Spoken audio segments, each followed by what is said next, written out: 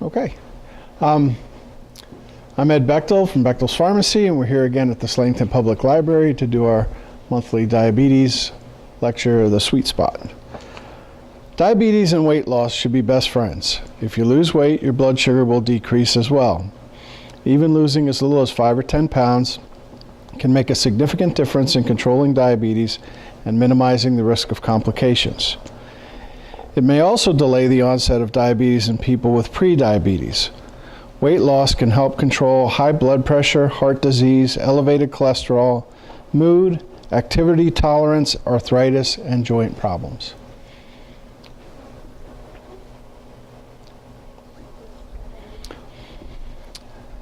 Let's take a moment to review our sweet spot basic truths. Most of us know there are two main types of diabetes. You're either type 1 or type 2. If you're not sure which category you fall into, simply ask your doctor.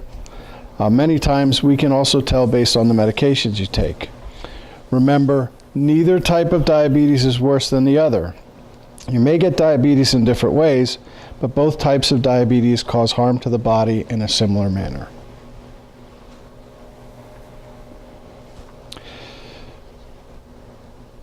So what should our blood sugar be?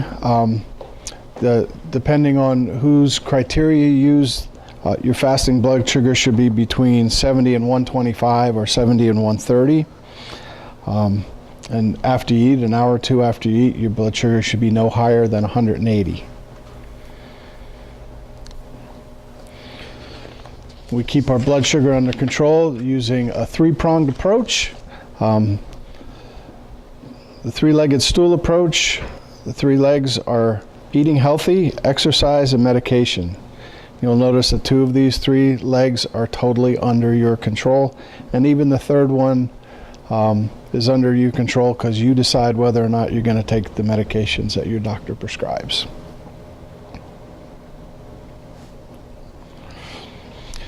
Are there really medications that can help you lower your blood sugar and lose weight? Yes. Let me remind you that only your doctor can decide which medicines are right for you. The first medication we'll look at is Byetta. Byetta is an injectable medication that's used twice daily to lower blood sugar. Believe it or not, this medication was derived from the saliva of the Gila monster. Its nickname is lizard spit. Ew. Byetta works in several ways to lower your blood sugar. It helps to slow the movement of food through your intestines. If you have food in your intestines, you generally have a greater feeling of fullness. Byetta also works in the brain to increase your overall feeling of fullness. In clinical trials, patients who took this medication lost an average of 5 pounds over 30 weeks. Patients continued to lose weight even after stopping the medication. The participants in the study lost a total of 10 pounds after 2 years. Those numbers are promising.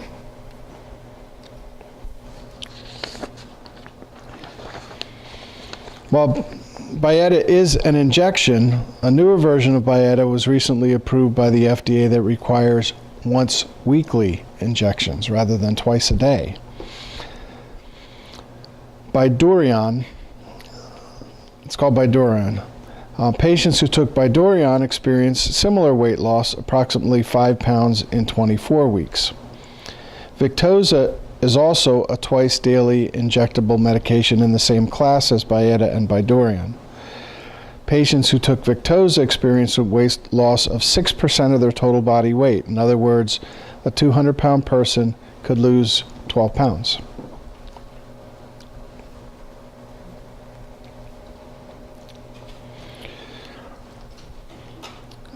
Be aware that Byetta, Bydureon, and Victoza are not recommended for everyone.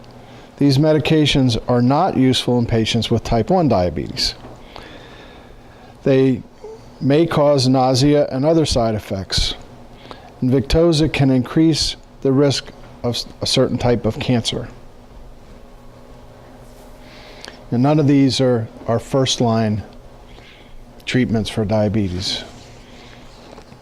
They would add them to they would add them to oral medications. Just for weight loss? Huh? Just for weight loss? Well, for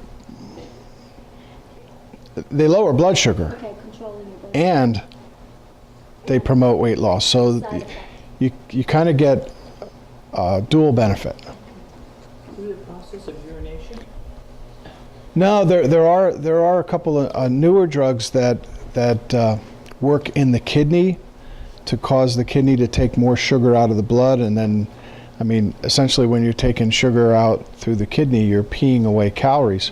When your blood sugar goes over 180, that's a normal thing for your body to do. Your body recognizes that sugar at that level as being harmful and tries to get rid of it by getting rid of it through the kidney. That's why people with high blood sugars, it's people that, some people that are not diagnosed with diabetes yet, one of the symptoms that you see is frequent urination because your body's trying to clean that extra sugar out.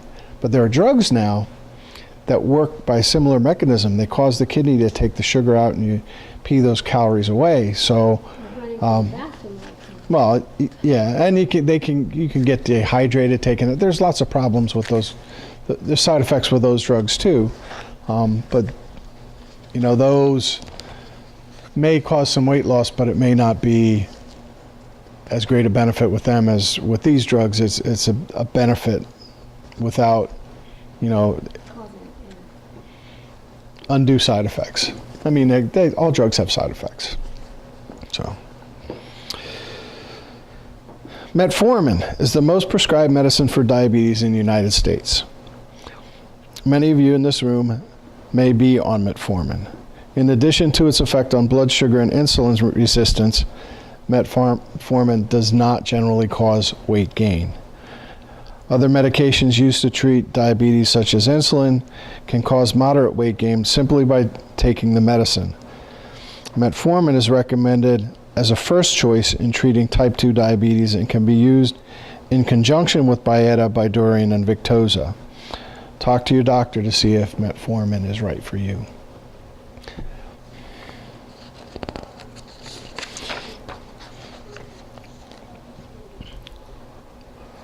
Some of you may be wondering how fast you can get on these medications. Keep in mind that relying solely on medications to lose weight isn't the best or the safest method. Remember the three-legged stool approach? Diet, exercise, and medicine? Each leg works together to help you control your blood sugar and lose weight at the same time.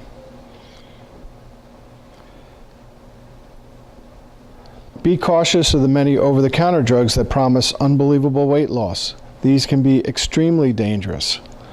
Talk to your personal pharmacist along with your doctor to help decide which medications you should take. I mean, just treating diabetes, often before, when somebody's first diagnosed or before they're first diagnosed, the symptoms that you have, thirst, excessive urination, blurred vision, unexplained weight loss. And that unexplained weight loss is that because your blood sugar is going up, goes over that 180 point, starts spilling into the urine, and as that sugar goes out, calories are going out.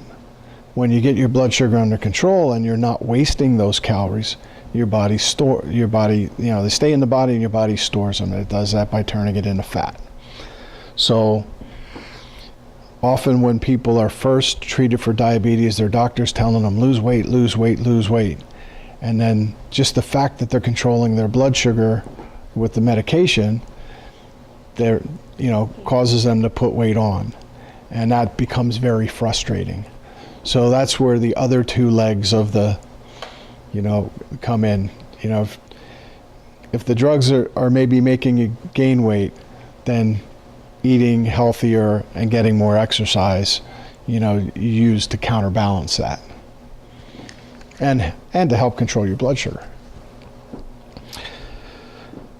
So now we're going to shift gears and discuss how you can combine medications with other ways, healthy ways to lose weight.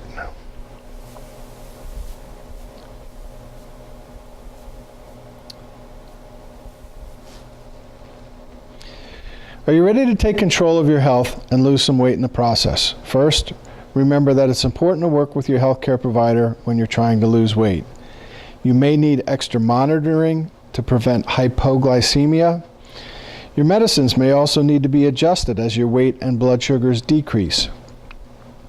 Make sure you know how to eat to correct low blood sugar if it occurs. Keep a carbohydrate and protein snack available along with a source of sugar. Sodas with sugar, regular hard candies work well to reverse hypoglycemia. Peanut butter, cheese, and nuts are good choices to use as snacks.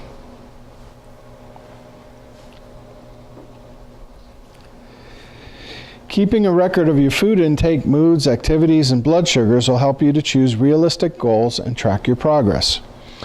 Start keeping a record 1 to 2 weeks before you start a weight loss plan. This will help you determine what you need to change or improve in order to reach your goals. Once you begin, keep a weekly record. At the end of each week, evaluate yourself to see how well you did and make adjustments to your plan.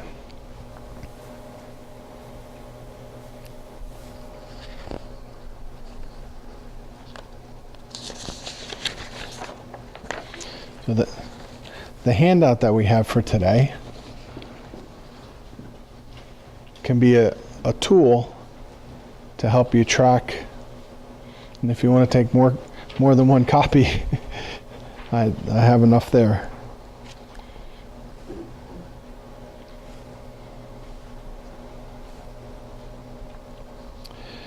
So realistic goals will make success more likely. If you seldom exercise, a goal of 30 minutes of high-intensity exercise daily is not realistic. A better goal would be to add 5 to 10 minutes of brisk walking a day. A realistic goal for carbohydrates would be to eat whole grains and not to cut out all carbohydrates. As you achieve small but realistic goals, you can make the goals more complex. Your goals should also be very specific. Remember a few months ago we talked about SMART goals? Specific, measured, achievable, realistic, and timely. Being more specific, such as having fruit for dessert instead of cookies, is easier to follow and achieve. For exercise, a goal might be to walk for 20 minutes every day at 5 p.m. instead of exercise more. Be specific.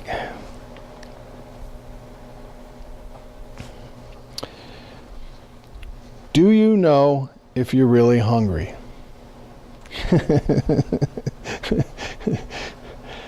Most people don't, but there's a hunger rating scale that you can use. Food fixes hunger, not emotions, so you should only eat when you're hungry. Your goal should be to eat when you're between 4 and 6 on the hunger scale. This prevents low blood sugar or eating in response to emotion, place, or time. Remember, true hunger is easy to control, has a gradual onset, and is easily satisfied.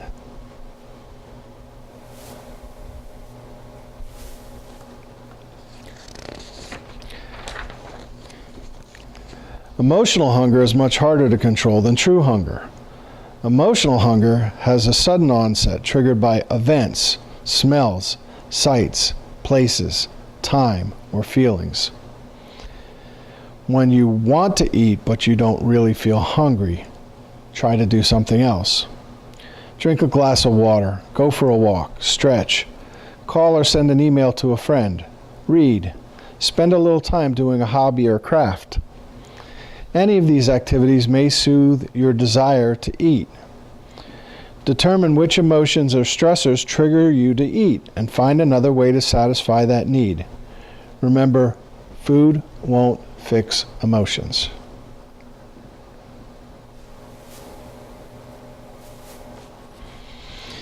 Now you're ready to lose weight. Get set for success by following a few simple steps. Remember to make your goals realistic and specific. Your long-term goal can be set for a few weeks or for several months. It can include different topics such as diet, exercise, and weight loss. This goal may stay the same for a long time. That's why it's a long-term goal. Your short-term goals should help you to achieve your long-term goal. Every week you can evaluate your short-term goal and set new goals as you progress toward achieving your long-term goal. Some examples of a short-term goal are to lose 1 or 2 pounds this week, exercise 20 minutes on 3 days this week, drink at least 3 8-ounce glasses of water every day. As you progress, your goal may change to exercise 30 minutes on 5 days a week, or drink 6 8-ounce glasses of water a day.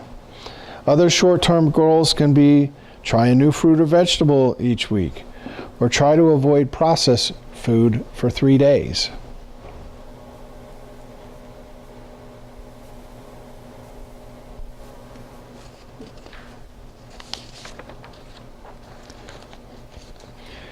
Where am I? Look at your record and find your problem areas. If exercise is a problem, determine how often you exercise. If diet's a problem, decide what should be changed, like processed foods, unhealthy carb choices, too many sugar-sweetened drinks. As you evaluate your short-term goals each week, you can evaluate where you are on the road to achieving your long-term goals. You may not think little changes each day make a difference, but when you evaluate at the end of each week, you can see how you're doing.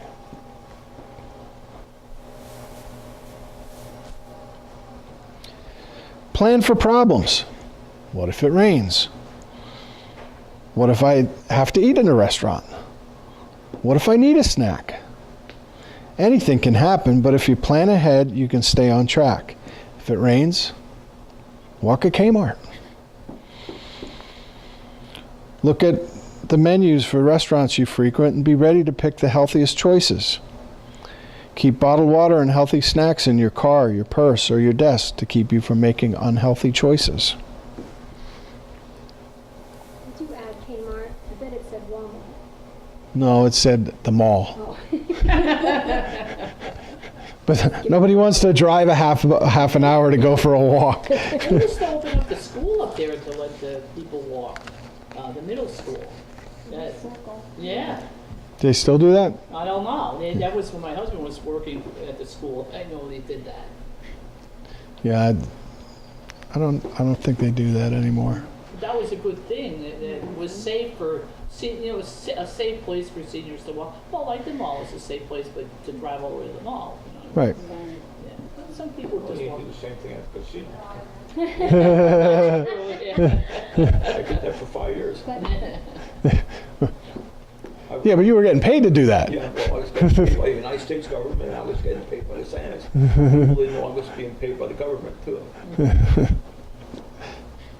Yeah, I had a 5-year contract with the United States government to be at the Senate. Okay. And that's why I enjoy walking in circles.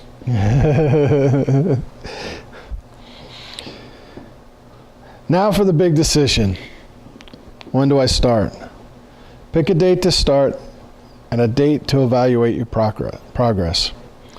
Remove unhealthy foods from your home. Have your goal set and then get started. Don't wait till after my birthday or after the family reunion. Choose a date and plan for these events in advance. That's the only way to make successful lifestyle changes that'll keep the weight off and keep you healthy. And my wife will tell you, I say often that, you know, there are people who go on diets, and they're always on diets, and they're always on a new diet. And they'll lose weight and put it back on, and lose weight and put it back on, and never make the lifestyle changes that they need to make to keep the weight off. I mean, that's why I think Weight Watchers is probably the best as far as, you know, the plans that are out there to lose weight. Is they teach you how to eat normal foods. If you go by their point system, people are going to starve. You have anything you want to. Well, but It works. they give you the tools that you need. It works. They give you the tools that you need to make the right choices. You know, it's not buying Jenny Craig meals and eating them for 6 months and losing 50 pounds and then going back to what you did before and gaining 60 back. Yeah.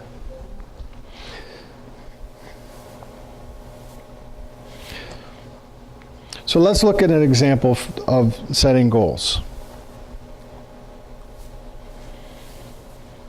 So our long-term goal could be to lose 10 pounds by the 1st of September.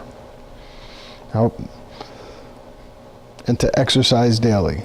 So our weekly goal is to lose a pound a week, to walk 10 minutes 3 days a week. At the end of each week, we can evaluate where we are. Where we are now, rarely exercise. And 10 to 15 pounds overweight, and more like 40, 50 pounds overweight, right? What if it's raining? I'll walk at the mall. How am I doing? I lost a pound this week. I exercised on Monday, Thursday, and Friday. I did it.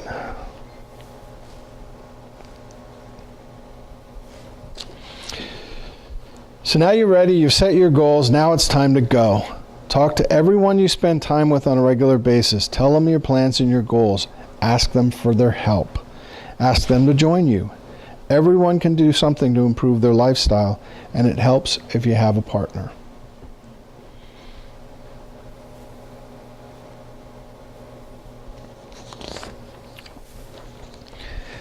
Take one day at a time. Focus on each day, each meal, each snack, each time you exercise, until the changes become routine. You didn't gain 40 pounds in a few days, and 40 pounds won't go away in a few days. Approach weight loss one small step at a time.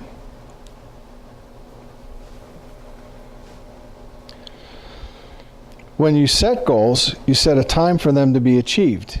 Each week, evaluate what you've accomplished and determine what else needs to be accomplished to make your long-term goal.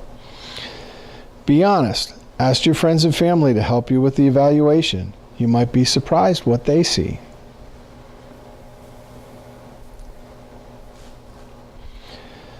Evaluation is done, so it's time to reward that you can look forward to. Each week that you achieve your goals, do something for yourself. But remember, it shouldn't be food. Should not be food. I don't like that. Have a manicure, go see a movie, go to a sports event, try a new activity like bowling. When you reach your long-term goal, do something big. This may be the time to go on a trip, buy a new outfit because your clothes don't fit anymore. Go to a concert, include family and friends in your celebration to make it more special.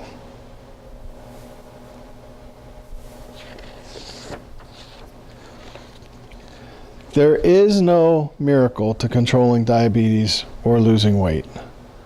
Medications play an integral part of controlling diabetes and weight, but they're still dependent on one thing: you. Any progress or products that make such a claim probably don't work. The only way to lose weight is to change your lifestyle. I can tell you from experience, the only time that I lost a significant amount of weight in a relatively shorter period of time was the first 6 months I was married. We lived 3 blocks from the YMCA. We played racquetball 2 or 3 times a week. I was working for a chain drugstore where, in an 8-hour shift, you didn't have time to eat a candy bar. So I was, skipping meals and working out. Well, your And then- metabolism was higher though too. You were younger. Well, Yeah. and then my racquetball partner got pregnant. I had nothing to do with that. And she couldn't play racquetball with me anymore. And then we stopped going to the Y, and then we moved. And then I moved back to Slatington, where there were lots of things that I like to eat. And that's, as they would say, is history. So, changing your lifestyle. Remember the tortoise and the hare. The tortoise wins by keeping his pace slow and steady. That's how weight loss should be, slow and steady. You are responsible for your own health, but others can support and help you. Don't try to lose weight alone. Ask for help from your doctor. dietitian, or diabetes educator. Exercise is a key part of losing weight, and you need to talk to your health care provider before you start anything new. Your dietitian or diabetes educator can help you find ways to cut calories each day. You can start by cutting out junk food and processed foods. Then you can begin to cut your fat, carbohydrate, and protein calories if necessary. The formula for weight loss is simple. Eat fewer calories and burn more calories. This formula is inexpensive, easy, and will work for the rest of your life.